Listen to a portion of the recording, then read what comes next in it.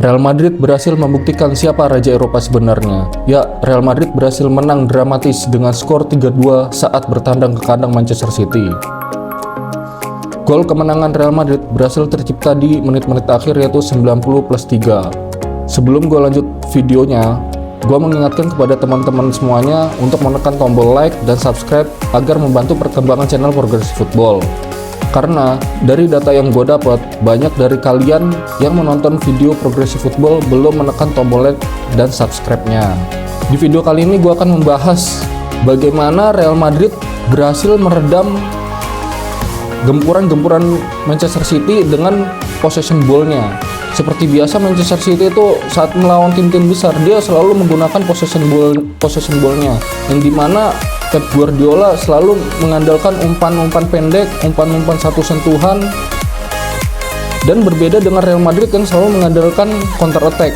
Di sini gua akan membahas yaitu Manchester City menggunakan formasi 4-1-2-3, sedangkan Real Madrid menggunakan formasi 4-3-3. Oke, kita sekarang sudah masuk ke taktiknya ya, yang mana Real Madrid menggunakan formasi 4-3-3, sedangkan Manchester City menggunakan formasi 4-1-2-3. Oke, kita langsung masuk ke babak pertama, yang mana Manchester City setelah kick off langsung mengurung pertahanan Real Madrid, di mana Manchester City hanya menyisakan Ruben Dias dan Nathan Ake.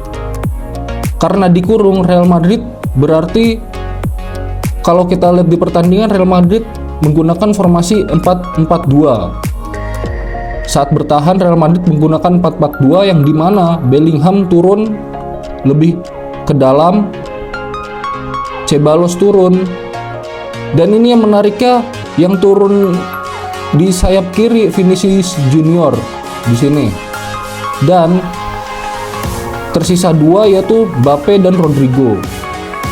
Nah, ini pola pertahanan Real Madrid menggunakan 4-4-2 Nero. Lalu menariknya gimana Manchester City bisa mengurung Real Madrid? Di sini James Stone maju. Nah, di sini Manchester City mempunyai kelebihan pemain di pertahanan Real Madrid, yang mana Gvardiol maju dan Akanji maju. Nah, Nathan Ake dan Ruben Dias maju, bahkan hampir setengah lapangan. Di sini menggunakan formasi possession ball. Nah, di sini bisa kita lihat di saat Bellingham menerima bola umpan dari Asensio, lalu Bellingham mengoper kepada Vinicius Junior. Nah, Vinicius Junior melewati dua orang. Di sini hanya tersisa Nathan Ake dan Gvardiol. Nah, di sini uniknya Vinicius Junior berhasil mengoper ke Kylian Mbappe, dan hanya di belakang Kylian Mbappe di sini ada Rodrigo yang tertinggal. Nah, di sini jadi kewalahan Manchester City ini. Gvardiol menutup tendangan Mbappe. Aslinya kalau Mbappe bisa mengoper kepada Rodrigo, ini bisa menjadi gol pertama untuk Real Madrid. Karena keegoisan Mbappe, jadi Real Madrid tidak mendapatkan gol pertamanya. Nah, di sini. Namun sayangnya di babak pertama Real Madrid berhasil kebobolan lebih dahulu, yaitu lewat pergerakan tanpa bola yang dilakukan oleh Gvardiol dari belakang menuju ke garis pertahanan Real Madrid. Nah, di sini bisa kita lihat Jack Grealish menerima umpan dari Erling Haaland. Lalu ada pergerakan dari Gvardiol yang mana tidak disadari oleh pemain Madrid.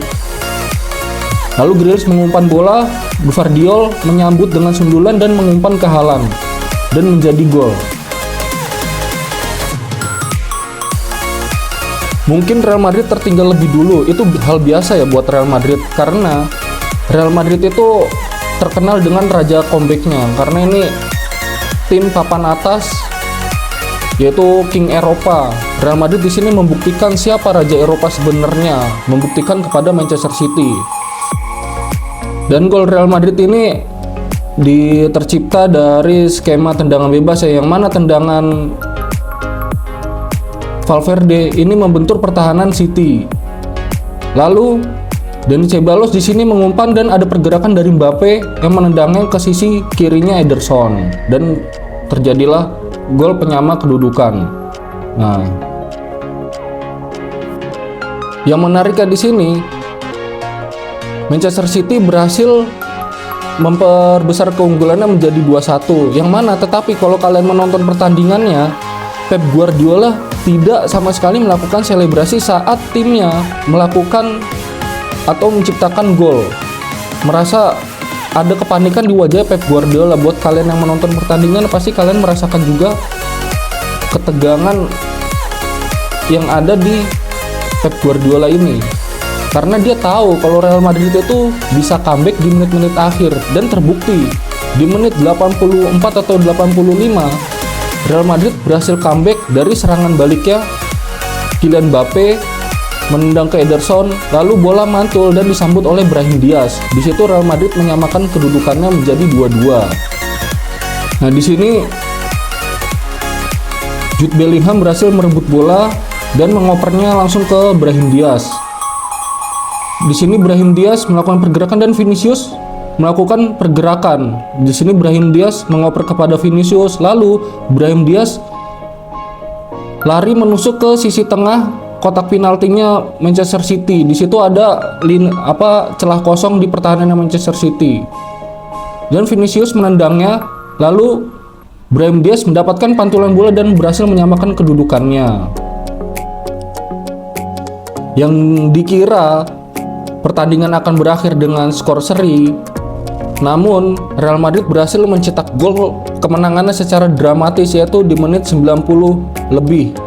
Yang mana di situ seluruh supporter Manchester City sudah mengharapkan hasil seri dari pertandingan melawan Real Madrid, tetapi Real Madrid berhasil mencetak gol ketiganya alias comeback untuk menegaskan siapa raja Eropa sebenarnya. Karena sebelum berjalannya pertandingan itu Manchester City membentangkan spanduk bahwa Rodri itu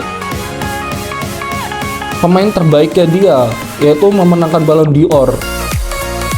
Ini sudah rasis sih menurut saya, karena di situ ada Vinicius Junior, Rodrigo, Mbappe hanya menertawakannya saja dan membuktikannya. Setelah pertandingan, Vinicius Junior membuktikannya dengan label bet yang ada di lengannya Real Madrid bahwa menguasai UCL 15 kali.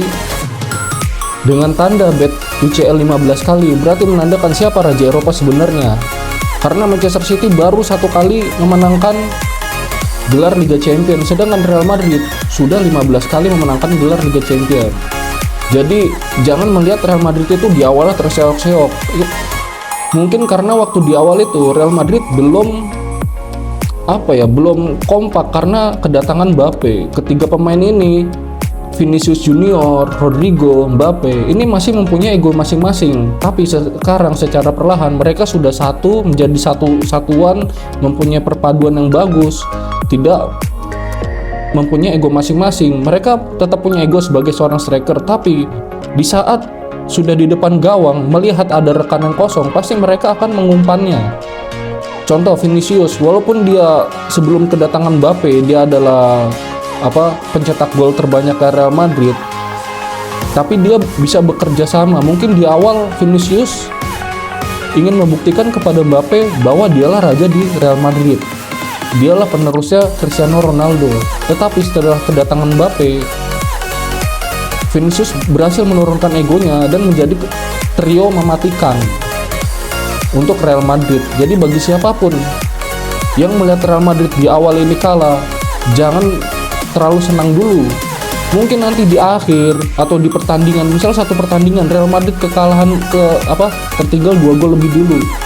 Oke, babak pertama 2-0, tapi lihat nanti di babak keduanya Real Madrid pasti berhasil comeback.